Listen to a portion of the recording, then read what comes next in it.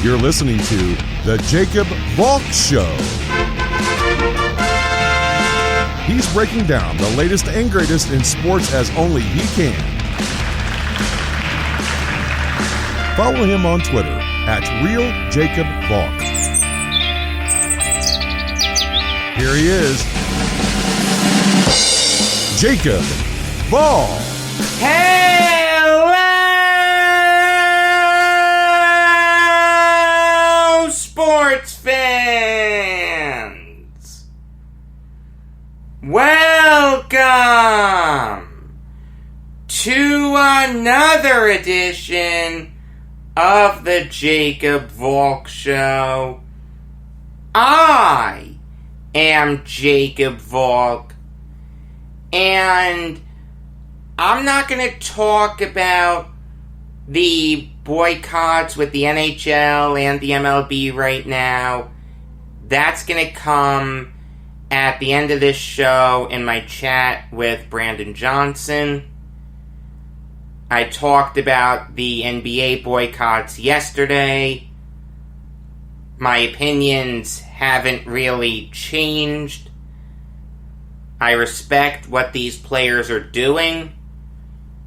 Is this really gonna bring about any massive change? Hopefully it does, but I'm very doubtful. You know, the bottom line is, change in this country takes a lot of time. My father has a saying, it's evolutionary, not revolutionary. And he's right. Now, having said that, throughout the evolution, it's still wrong that innocent black people in this country are dying at the hands of police. But as tragic as that is, a massive change in the way that police deal with people of color is gonna take a lot of time. I can pretty much say with certainty that Jacob Blake is not going to be the last victim of police brutality. There's gonna be another one. There's no question about it. So what's gonna happen then? Are we gonna have another boycott? That doesn't work. It takes time. Even the Montgomery bus boycott took a year. And even then, that's on a much smaller scale than reforming every police department in this country. This is going to take time. And athletes can't boycott games until we get that change. This change could take generations. Boycotts cannot become a new normal. I understand why these athletes are doing this. I don't begrudge them at all for it. The Black Lives Matter movement is very important, and it is correct. But I don't think that boycotts for the next however many years is the right way to go about it. So since there were no playoff games yesterday, you're going to get the return of two semi-recurring segments, reforming the Baseball Hall of Fame and a correct Mount Rushmore. So that'll be pretty fun to do. But I have to start with a very minor NFL trade. And it's a trade that I wouldn't talk about if I didn't see the reaction to it. And that is the Dolphins trading Kalen Ballage to the Jets for a conditional late-round draft pick. There are so many Jets fans that are upset over this trade. they basically fall under 3 camps. Now, these camps can intermingle, but these are the 3 main points. Kalen Ballage is a bad player. The Jets are already stacked at running back, so why are you trading draft capital for another one? And the Le'Veon Bell supporters, who don't want any more competition for their boy. I'll start with the notion that Kalen Ballage is a bad player. There is no question that Kalen Ballage had a terrible year last year. He had 74 rushes for just 135 yards. That's an average of 1.8 yards per attempt. That is 11.3 yards per game. That is putrid. There is no question about it. But he's a former Dolphin. Adam Gase coached Ballage his rookie year in 2018 when Ballage averaged 5.3 yards per attempt.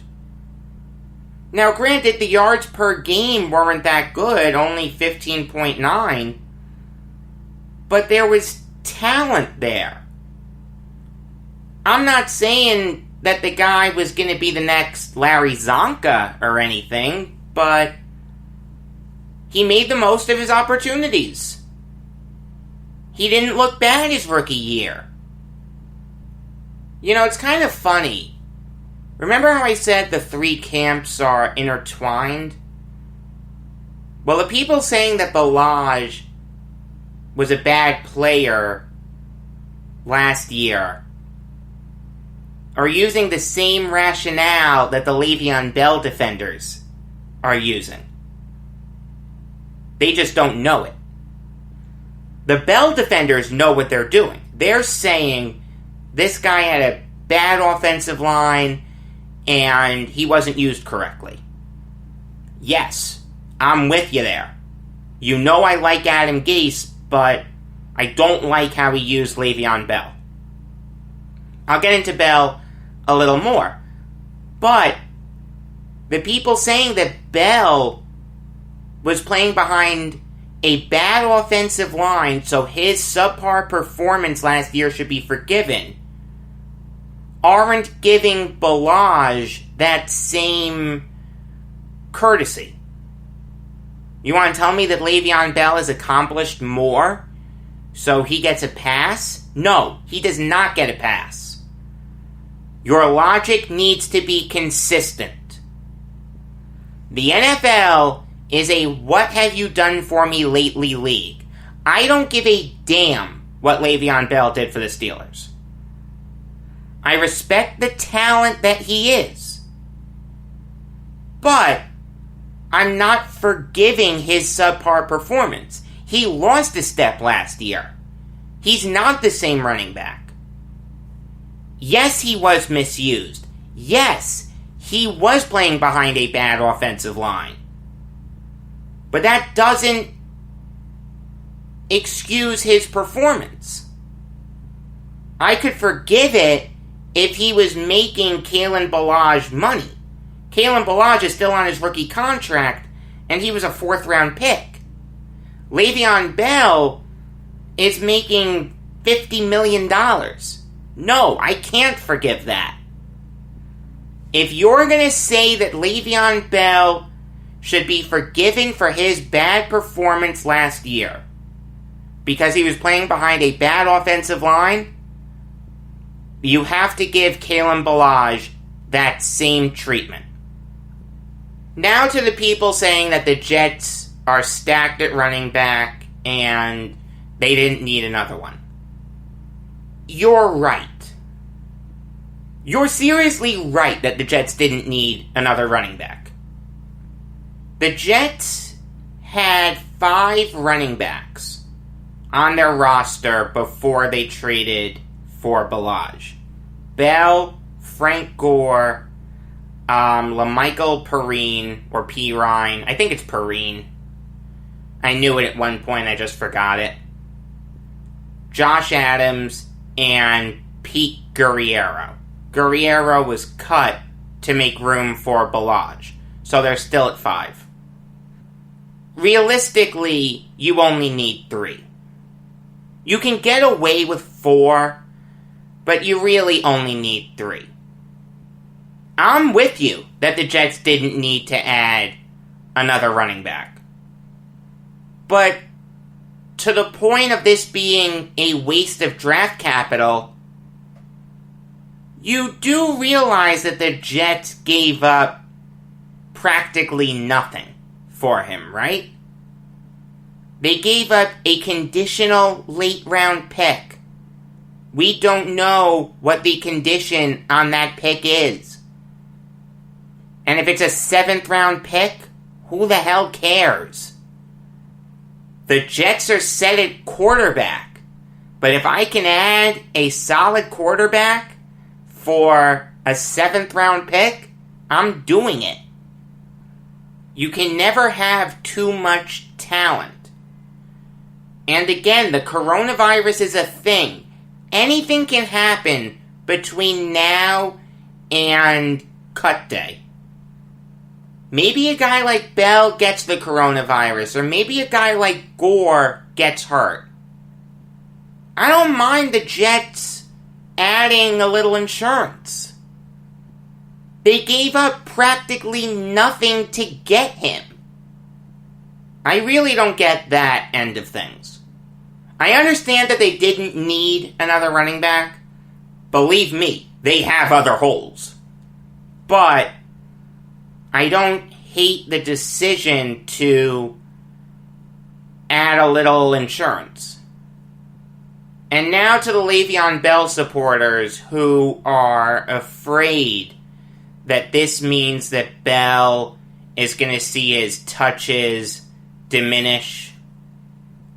Look, I understand that you see this great talent being wasted on the Jets. There's no question that Le'Veon Bell is still a really good player. Massively overpaid, did not have a good year last year, but still, if I was starting a team from scratch, I could do a lot worse than having Le'Veon Bell as my starting running back. But you do realize that Kalen Balaj may not even make the 53-man roster, right? We're talking about a guy who we have no idea where he's going to be week 1. I mean, for God's sake, there are people screaming bloody murder over this trade. Can you people get a life? Please? Like I said, if I didn't see the reactions, no way would I talk about this. My reaction when I first saw it was, okay, makes sense. Gase likes Balaj. He doesn't like Bell. This is what coaches do. Now, if you want to tell me that's not a good reason to make this trade, that Adam Gase should make it work with Le'Veon Bell, I understand where you're coming from. I'm with you that Bell was misused. I've said this before. In the Adam Gase, Le'Veon Bell battle, Adam Gase is the bad guy. Gase said that Bell was held out because of hamstring tightness. Bell said there's nothing wrong with my hamstring. I mean, this is a guy who was a really good sport last year, came to the defense of the Jets in the Jamal Adams trade. Adam Gase should have thanked Le'Veon Bell personally. Yes, Gase is the bad guy in that situation. Yes, Adam Gase is not perfect. And is Le'Veon Bell going to see his touches drop off even more this year? Probably. Maybe not to Balaj, but definitely to Gore, and definitely to Perrine. This is what Adam Gase does. He does get a lot out of running backs. You can't deny that. Don't give me that Kenyon Drake nonsense. He has to do it again. This guy made Jay Ajayi look like a really good running back. Jay Ajayi is now out of the NFL. Gase thinks that Bell is overpaid and he doesn't like him because of that. Look, Gase should be able to put that aside. Le'Veon Bell is still a really good player. He's not the Le'Veon Bell of old, but he's still good. He should have been used more last year, and he should be used as the bell cow back this year, but he's not going to be. He's going to lose touches to Gore. He's going to lose touches to Pirine. He may lose touches to Balaj. Look, this is what coaches do. Any coach. Not just Gase. They bring in guys who better fit their system. Adam Gase doesn't like patient running backs. He likes downhill running backs. Should Gase be able to adjust his system to a talent like Bell? Yes. Again, Gase is the bad guy there. But this is what a lot of coaches do. It's not right, but it's what they do. They devalue the running back position. They try to make lemonade out of lemons. Some coaches can't. Adam Gase can. He's done it before at the running back position. And he led a garbage team last year to a 7-9 record. But I'm getting a little off track. I really don't mind this trade for the Jets. I don't understand why people are screaming bloody murder over it. It's not like they gave up the farm for him. Some people really just need to get a life. Moving on now to the Bills cutting Stephen Hauschka. They will roll with Tyler Bass as their kicker. For those of you who don't know, Tyler Bass was their 6th round draft pick this year out of Georgia Southern. And I think he'll have a solid career. I did like him coming out of Georgia Southern. But the Bills are getting rid of a pretty good kicker in Hauschka. A guy who doesn't have a cannon for a leg, but can still get the job done. Last year, in 28 field goal tries, he made 22. That's a 78.6 field goal percentage. That's not great, but take away the attempts from 50 yards out. Then, Hauschka made 21 of his 23 field goal tries. That sounds pretty good to me. He was solid on extra points, 30 for 32, good with kickoffs. I understand why the Bills cut Hauschka. They want to go with the younger guy. I don't begrudge them for cutting Hauschka. But I think Hauschka will land on his feet. I'm not sure which teams need kickers off the top of my head, but they could do a lot worse than bringing in a proven veteran like Hauschka. Yes, he doesn't have a cannon for a leg, but he's reliable. I do want to talk about the absolutely tragic death of Lute Olson, who died yesterday at the age of 85. There is no question that Lute Olson is one of the greatest college basketball coaches of all time. What he did at Iowa and Arizona is really, really impressive.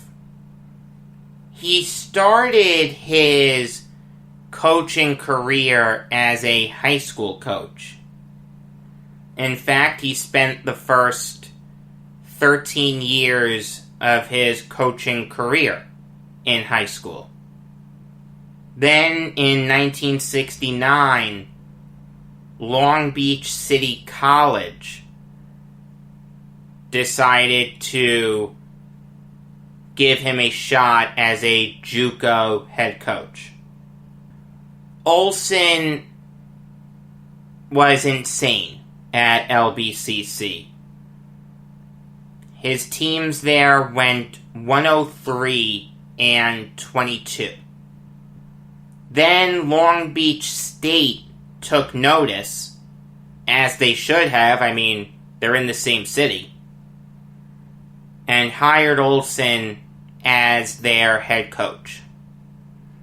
In his 1 year as head coach of the 49ers, they went 24-2, were undefeated in Big West play, and helped develop some pretty good players like the Pondexters, Leonard Gray, and Bob Gross. Olson didn't stay long at LBSU. You'll notice that I didn't mention what they did in the big dance the year they had under Olson. That's because they were barred from entering the tournament because of recruiting violations that had happened while Jerry Tarkanian was their head coach. Olson was assured that LBSU wouldn't be hit with any punishments. He was lied to, and Olson made the jump to Iowa because of that. And make no mistake about it, that was a demotion. Iowa at that time was a joke. They had only made the big dance 3 times in their school's history. They hadn't made the big dance since 1970. Olson took over in the 74-75 season.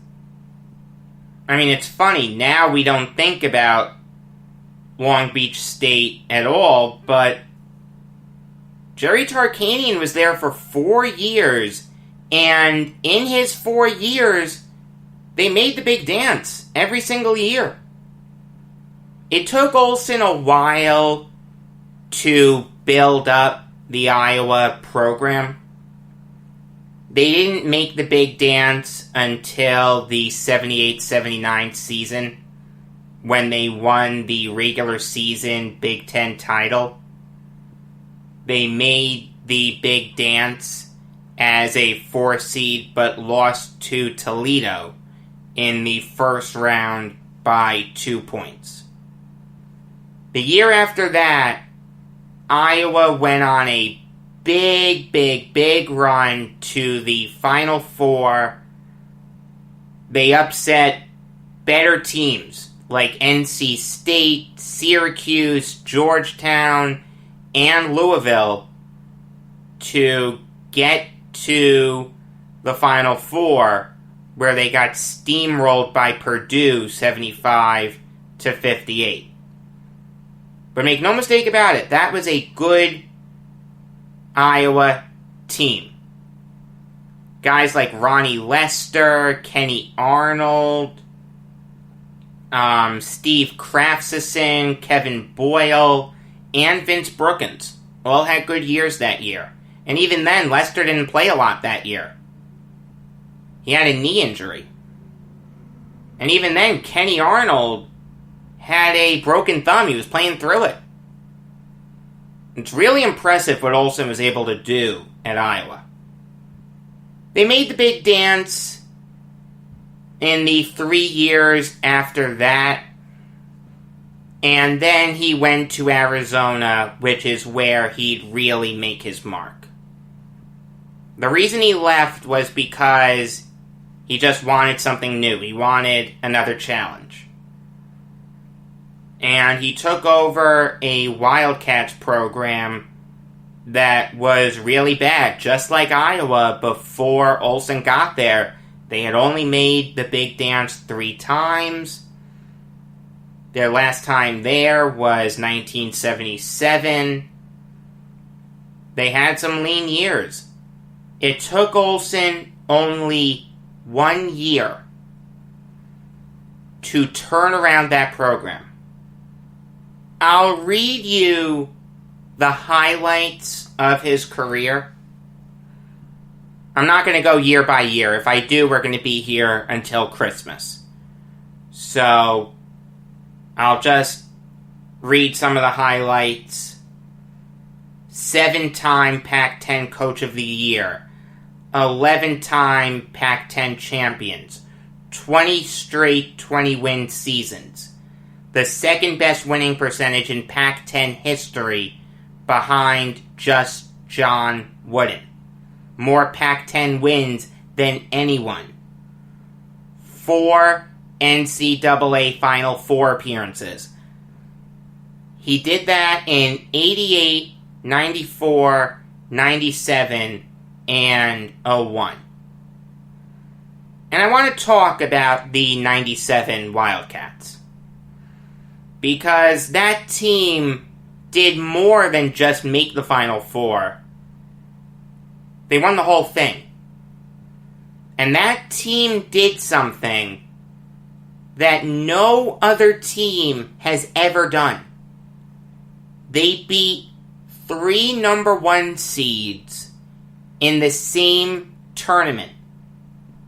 Arizona was the 4 seed. They beat the 13 seed South Alabama by 8. Then they beat the 12 seed College of Charleston by 4. Not impressive wins. Everyone was thinking that Kansas was going to have their way with Arizona.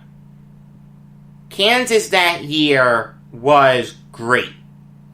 Led by Rafe LaFrentz and Paul Pierce. A lot of people picked them to win the big dance that year. But Arizona upset them. Beat them by 3.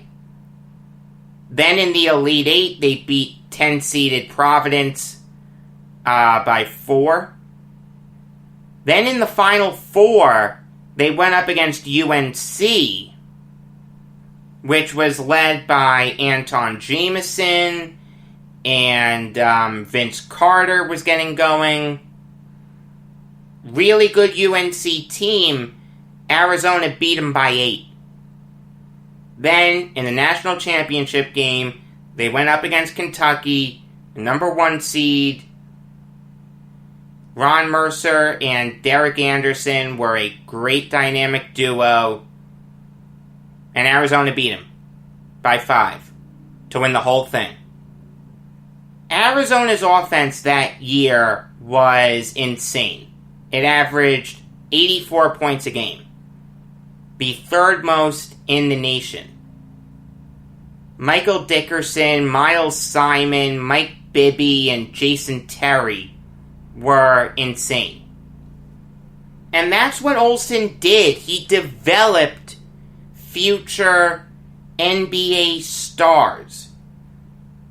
Guys like Steve Kerr, Bibby, Terry, Gilbert Arenas, Damon Stoudemire, Sean Elliott, Richard Jefferson, Andre Iguodala, and Channing Frye were all Wildcats under Olson. His player development was second to none. He was elected to the Basketball Hall of Fame in 2002 and the College Basketball Hall of Fame in 2006. Incredibly deserving of both honors. Fantastic coach, fantastic player developer. May he rest in peace. Alright, it's time to go Baseball Hall of Faming. The guy who I want to talk to you about today is Bobby Wallace. He was inducted to the Hall of Fame in 1953. This is despite the fact that in his 25-year career, I'm not kidding, 25 years this guy was in baseball, never made a World Series, I'm not kidding, never played a single game in a World Series. When we take a look at his hits, which is the only fair way to evaluate him, I'm not going to talk about him only having 34 home runs. That's irrelevant. No one hit home runs back then. He played from 1894 to 1918.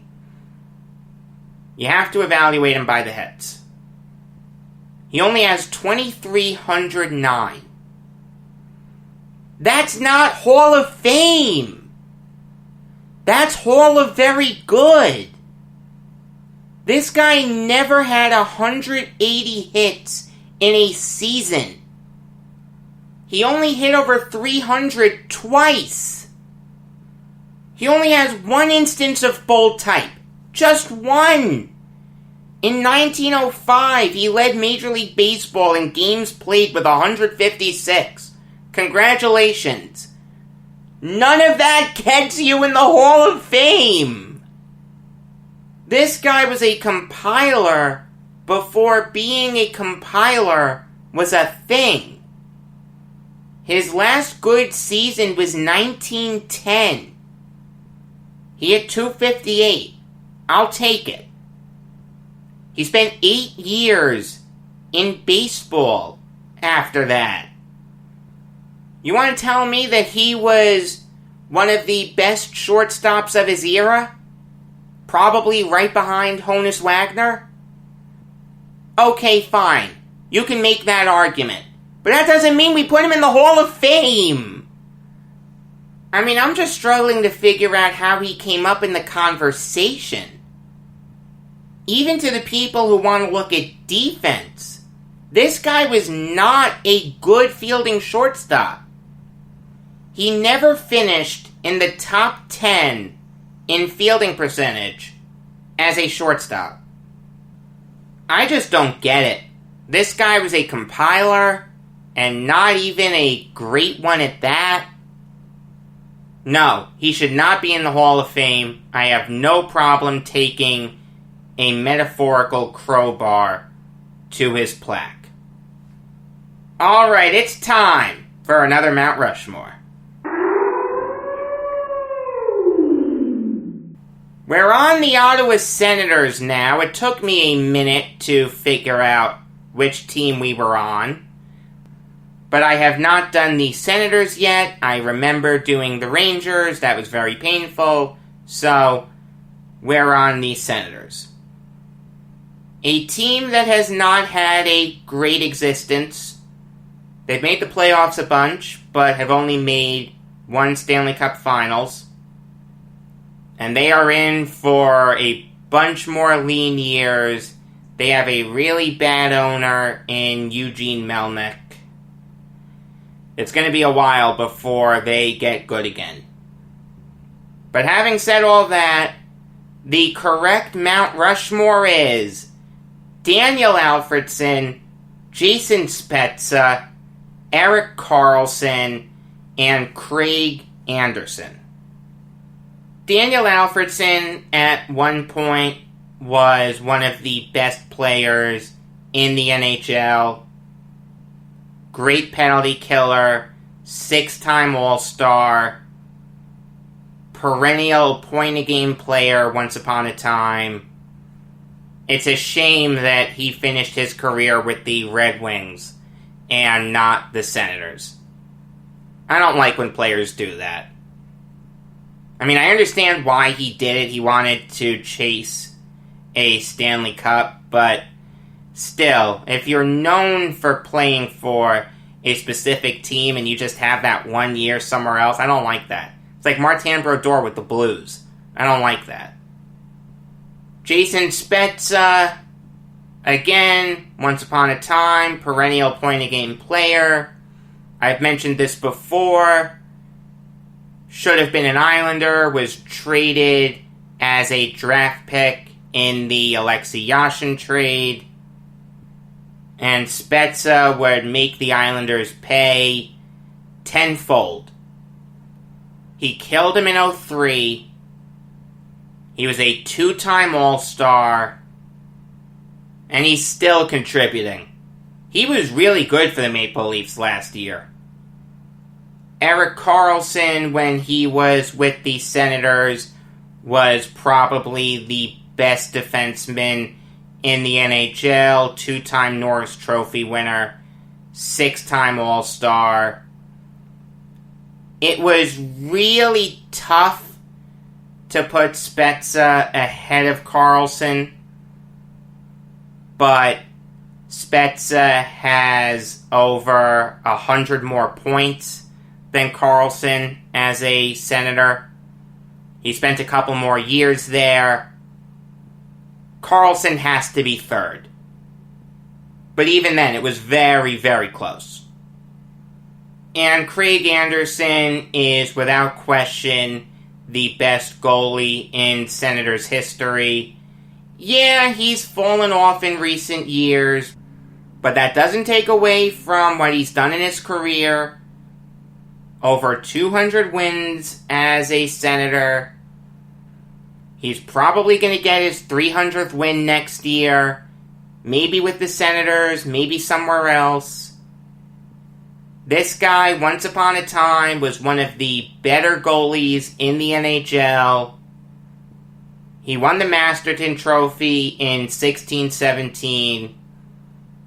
Anderson was an easy choice to be the fourth guy on the Mount Rushmore.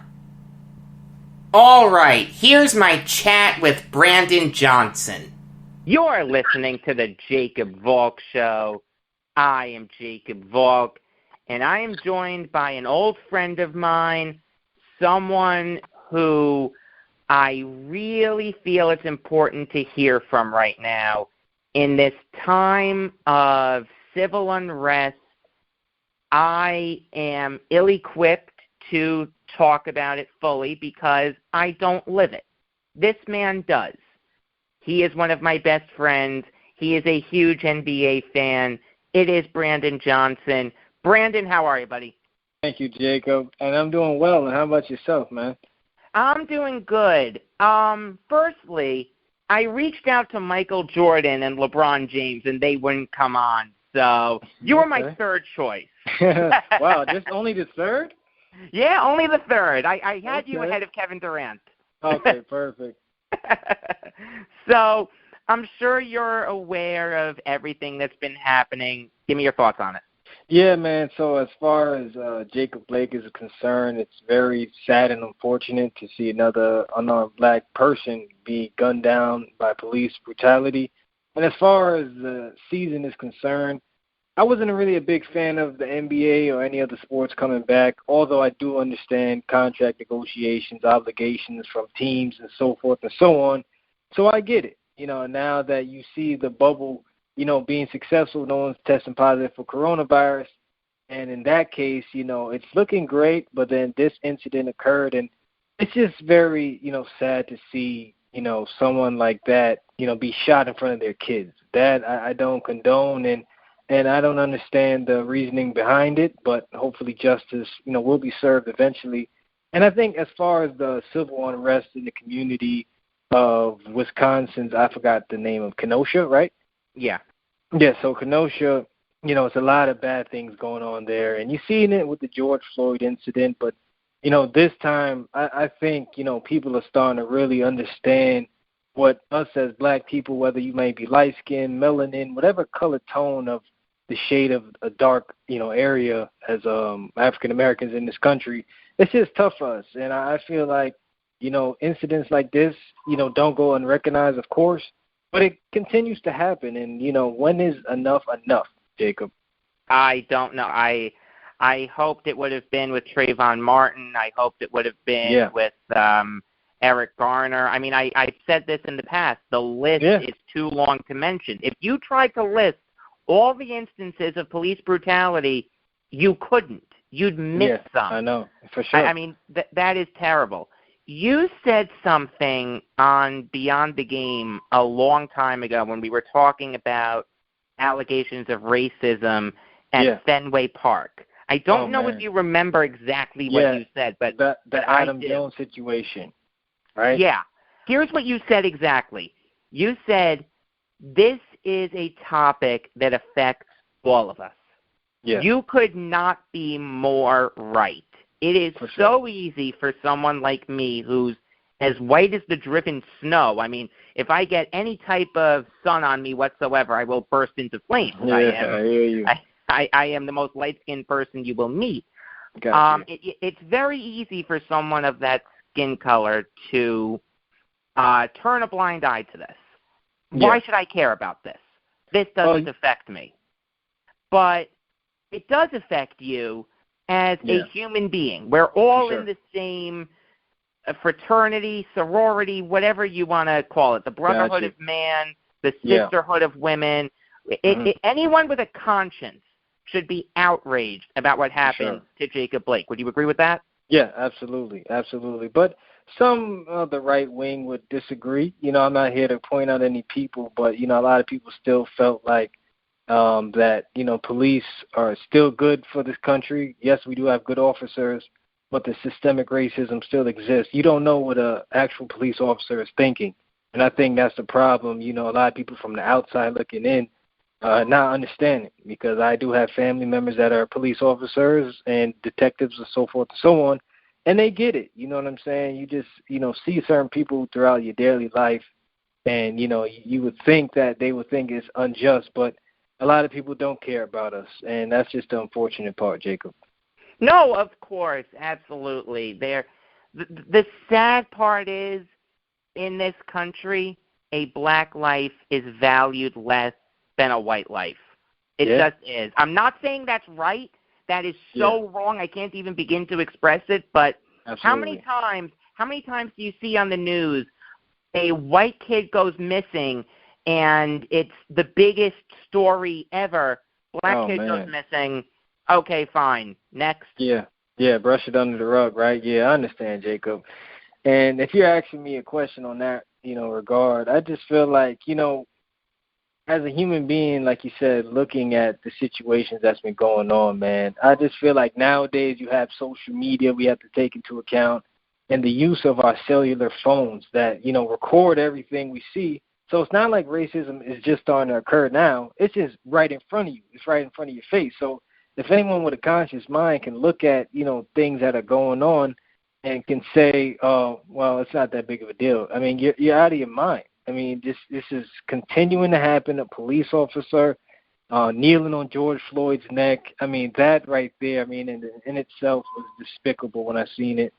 And it's just like other acts of violence that you see on camera, whether it's police cameras or your actual phone, like I mentioned. It's just really sad, man. And I really do feel bad for the families out there that are hurting. Granted, we keep protesting, and that seems to not do the thing. So our last resort is to depend on, people in power, and they're not even trying to do anything for us, man. So I don't know what's going to change, Jacob. I don't have the answers, but back to your question, it seems like, a white person, when they, are in trouble or something like that, it's more important compared to a black person being in trouble, risking their life every day just to go outside their house, not knowing if they'll come back. Right. I mean, I said that on the show yesterday, that if I'm ever pulled over by the police, I don't have that fear of, am I going to live or am I going to die? If you ever got pulled over by the police, that's a fear that probably goes through your head. Yeah, because I always tell the officers, I'm just going to go get my license and registration. Is that okay? Or I just keep my two hands on the wheel, and I just try to just be as cordial as possible. Right. Let me ask you this. If you were in the bubble in Orlando, would you want to continue playing? Me personally, Jacob, that question is a great question because you see it now. The Lakers and Clippers were voting to end the season. But for me personally, I wouldn't play. I mean, although basketball is a sport I love and I appreciate it, and I'm getting paid for it. If I was in that scenario and I was getting paid for it, I understand. But I couldn't play, man, because I feel like, even with the pandemic going on, I just feel like that right there just made everything, a little bit more extreme. But then we got this also, civil unrest going on. So personally, I don't think I would play, man. I wouldn't feel, in my mind that I'm playing what I do, and then at the same time, someone unarmed is getting shot to death, man. I just can't accept that. And I'm a person that's black, so it's only right. It's only right. But money, is the root of all evil, man. So it's unfortunate that guys have to choose getting paid over doing what's right. I always like to say, it's either you stand up for something or you fall for anything. So in my case, I would say that I wouldn't play. Talking to Brandon Johnson, one of my best friends, a black man in this country, big NBA fan. Let me ask you this. Do you think that the NBA and sports leagues as a whole are doing enough to help African Americans in this country? Yeah, in that regards, Jacob, that's a tough one because I know there was a time early last year where Jay-Z did a partnership with the NFL, and a lot of people, of course, would say that was a great cause, but I'm still not seeing any results yet, Jacob. And as far as the NBA is concerned, I think they want their players more to be advocate and be, the ones that are on the front line, showing the example for other sports leagues. So I respect what the NBA is doing. Of course, you have the NBA Cares, where they always are giving back, and I really like what that is. And also for the other sports is concerned, I think, once you've seen Colin Kaepernick start to kneel the first time he ever did that, and this is the anniversary 4 years later that we're seeing this week, that right there made people understand that not only was he kneeling, just to be selfish, but I think that it showed the other sports league around the world that, Black lives really do matter, and, you got to stand for something, man. And I do agree that, certain sports leagues are, having their attention focused on Black lives and stuff like that. But it could be more. That's just me. No, of course, absolutely. I know you're a Knicks fan, and yeah. I'm not saying this as a Nets fan who hates the Knicks to twist the knife, but yeah.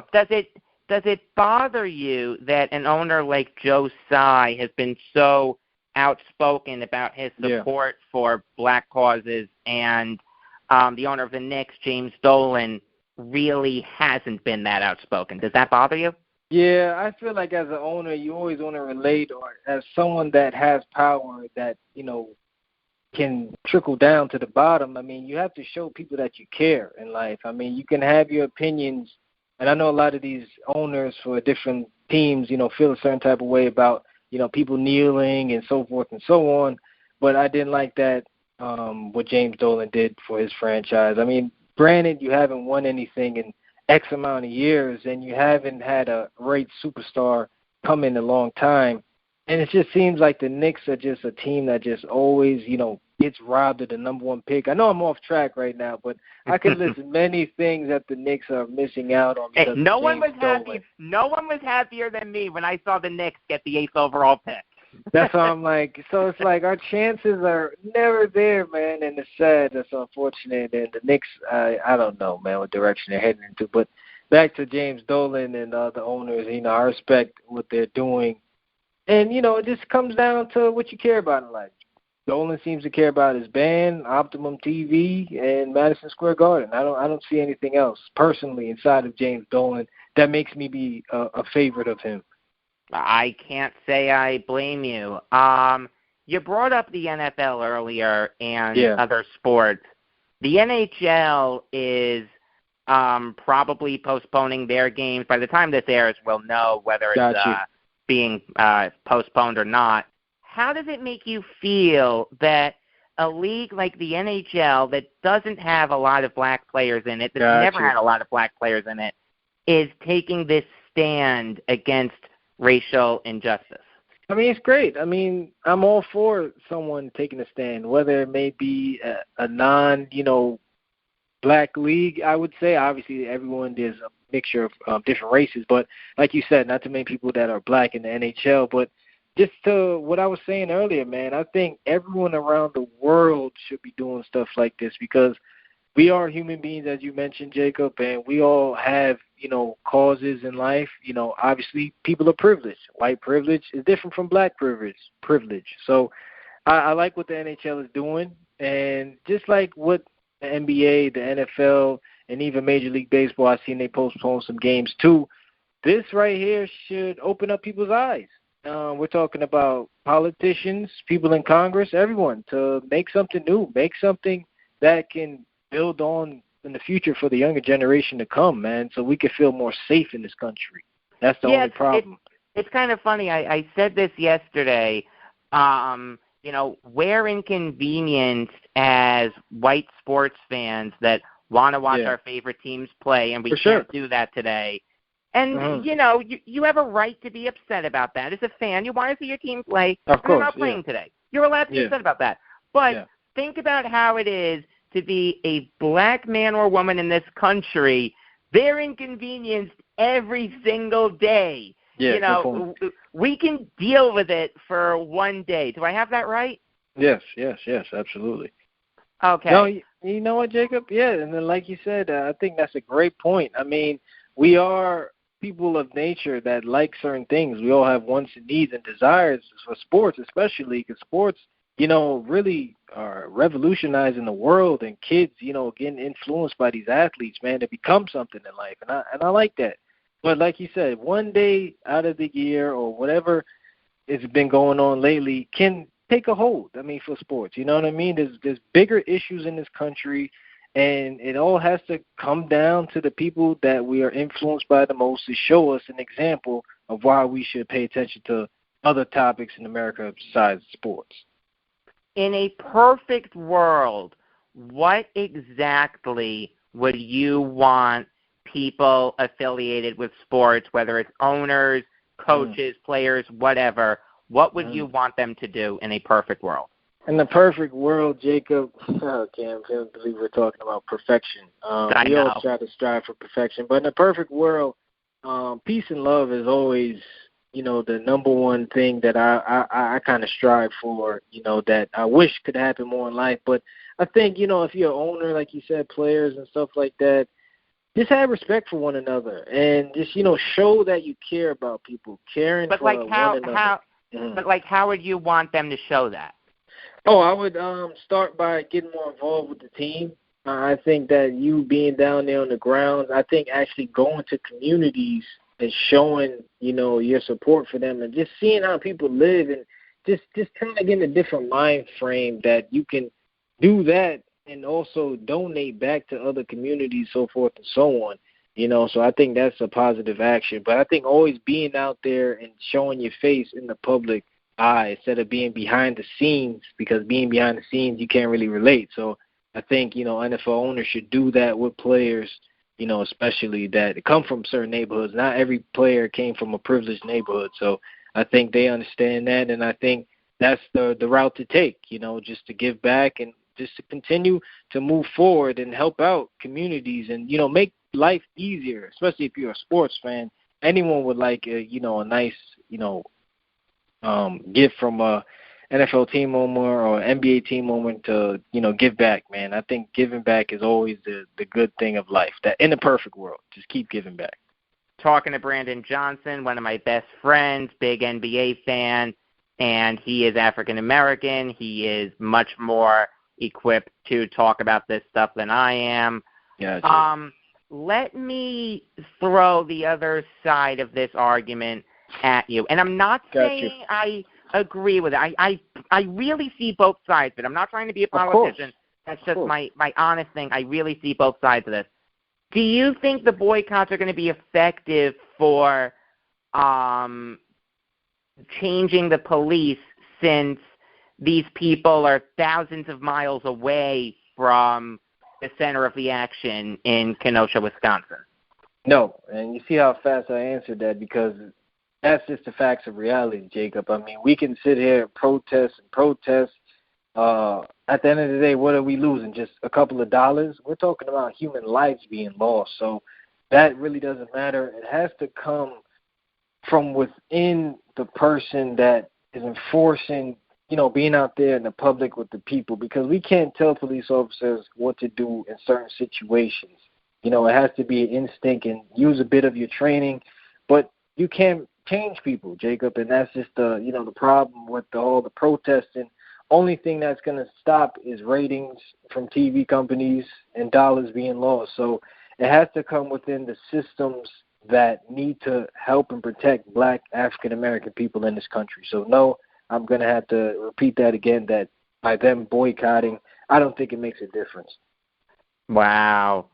I really don't. No, I appreciate the candor. I mean, I understand where they're coming from in, trying to take a more bold step towards raising awareness. And they've certainly done a good job of it by putting Black Lives Matter on the court, by putting the phrases on the backs of the jerseys. I understand why they boycotted, but I'm kind of with you that this can backfire. It's very easy for people to say, you know what, these players aren't playing. I want them to play. I'm ticked off at them. I fear that their message, their correct message in trying to end police brutality is going to be lost. Do you think that the message can be lost? Yeah, I mean, it's kind of hard to really, say, I would have to agree with that, because, if we keep protesting, we keep boycotting, and we've seen this happen about, 60-some odd years ago, till now, I think you could lose the message. But I think there's still some hope, Jacob, I would say, if you want to ask me that. I think there's hope still that we can get something done, from policymakers all the way up to the very top. You know what I mean? So I don't think the message ever will be lost, because we always have something that we want to tell people about what we're going through in life, the struggle, the hardship, the desire for change, and just to be, equal amongst another person. You know what I mean? So I don't think the message is lost. I would think that it would just be, not cared about as much as, other things are cared for, like you said, the sports, so forth and so on. Let me ask you this.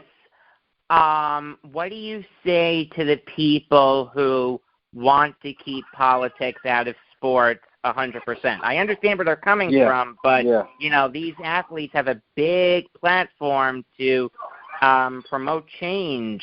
What are your thoughts on that?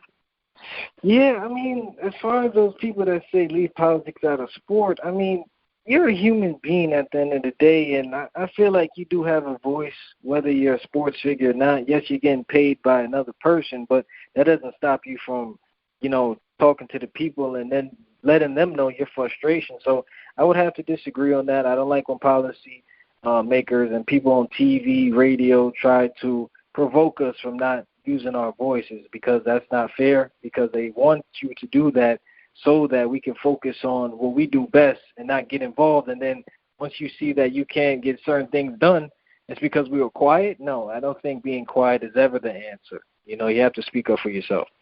I will say, and I don't like Jemele Hill. I just don't think she's good at what she does. But she raised a good point. She said something like, you want Black players to entertain you, but then you ignore them when they raise concerns about police brutality. That doesn't track to me. I got to say, I agree with where she's coming from. Yeah. I think that's a great point by Jemele. Yes, every profession that we have in life, whether it may be an athlete, radio personality, TV, things that we do, me and you, Jacob, going to college, especially, being an entertainer, it's important that, people, are talkative. They're speaking out and trying to advocate for change, and being quiet and just entertaining people. That's not the right thing to do. I think just to belittle us, you know what I mean? Because we do have more things to say, and we have a mind. You have a conscious mind, and right from wrong.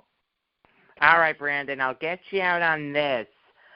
How do you think we can not end the systemic racism in police departments, because there's always going to be at least one bad apple in the bunch, as bad as that is? It's just the truth. How do you how do you think we can make it so incidents like George Floyd and Breonna Taylor and Jacob Blake aren't so frequent? Jacob, man, I mean, that's probably the hardest question out of every probably question you ask me, because that's why I saved it for last.